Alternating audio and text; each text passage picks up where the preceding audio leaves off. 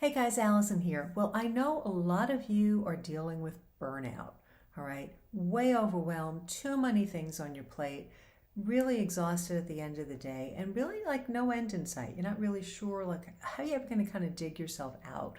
All right. Now, for many of you, you're dealing with maybe raising children or taking care of a sick family member or a special needs child, and my heart goes out to you. That's really a vocation in itself.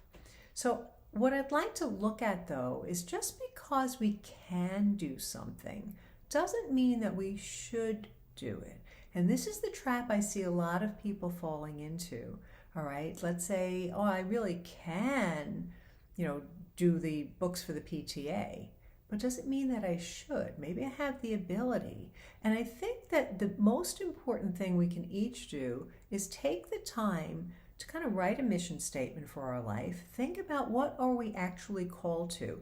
And this is where looking at your state in life is the most important, all right? Because there are certain obligations in our state in life. Obviously, if you are a priest or religious, you've got an obligation to your parish, to your flock, all right? You might have administrative duties that most of you probably don't like, but there are certain things that you have to do or that are consistent with your vocation. The same thing if you are a married mother, all right, that your vocation is your husband and your children and taking care of your home. Now, that doesn't mean that you may also have to work outside the home, but that's also part of supporting the home. So to kind of keep that in perspective, all right?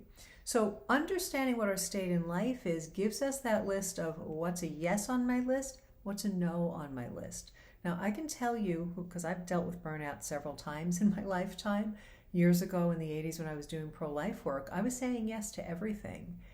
And I started getting resentful and I started getting really, really burned out. I mean, I remember people calling, well, you people should write this letter about that. I'm like, well, you sound very articulate. Why don't you write the letter? Because I finally started getting fed up. I can't do everything. And the whole thing was every project somebody came up with was important. It was good. I wanted to help, but I got severely burned out, so I needed to kind of pull back. So I think that when you start to feel that burnout, you need to look and say, wait, what should I be doing and what should I say no to? And that became my favorite word. I mean, somebody even just started walking toward me. I was like, no, it got really bad. So I think if you say, okay, well, my goal, let's say, I use myself as an example. I own businesses, I'm a therapist, I'm married, I have a home to take care of, I've got extended family that may depend on me for certain things. What order of priority do we need to put on that? What is consistent? All right, so maybe somebody asked me to come and speak at a conference. Well, that isn't really consistent right now with all the obligations that I have on my plate because it takes me away from something else. If you feel a calling to do something, but you find that I keep saying yes to all these other things that's delaying it, well, then you got to explore, is there a resistance that you don't really want to do that thing? Or maybe you're not really called to that?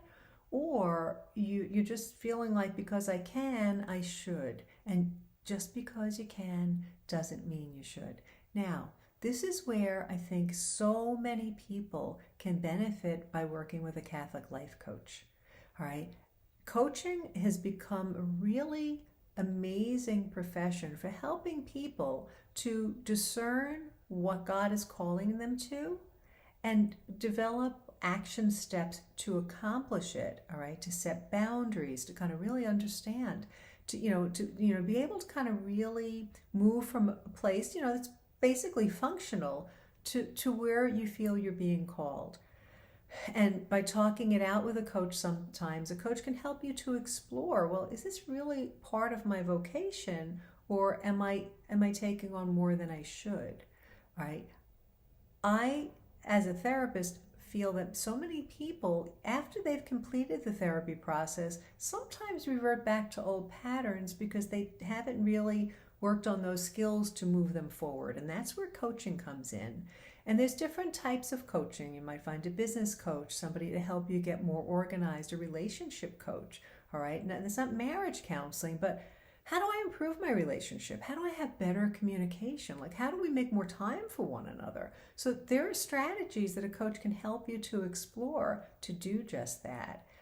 I think part of the new evangelization coaching is going to be super, super powerful. So if you look on Catholic Life Coaches, where I have a link below, of amazing people listed there.